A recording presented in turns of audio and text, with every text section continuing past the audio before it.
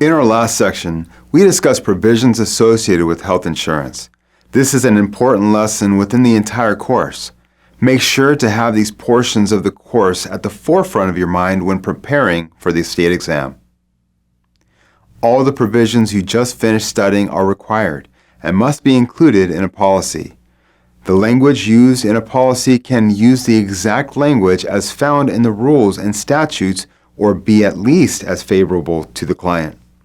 Remember, a carrier can always be more beneficial to the consumer than required, but it can't be more restrictive than allowed by law. Make sure to memorize the timeframes related to claims. The notice of loss, claims forms, and the proof of loss provisions are important. Remember how quickly a carrier must pay claims. Also, remember how long an insured has to file proof of loss forms after the loss has occurred. If you're curious, carriers must pay medical claims upon receiving the proof of loss, which must be filed by the insured within 90 days, unless other issues come into play, like if the insured is considered legally incapacitated. Our next section will look at optional policy provisions. While Florida considers these provisions as optional, most insurers include them within their policies. Many of them are intended to protect the insurer.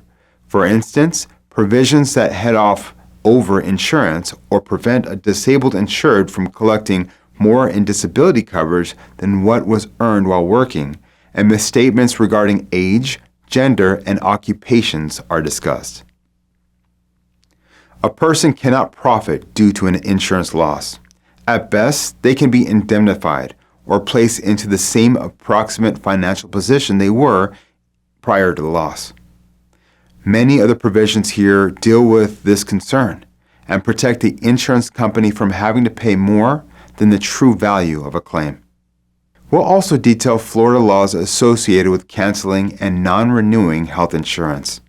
In the past, if an insurance company decided, for whatever reason, that a policyholder wasn't worth the risk, they could simply cancel or non-renew their policy.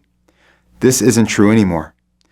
There are significant protections for individuals, families, and group insurance packages that relate to an insurer's ability to cancel or non-renew health insurance in the state. To help with your studies and memorization, we've included a table that will break down provisions, timeframes, and other pieces of information.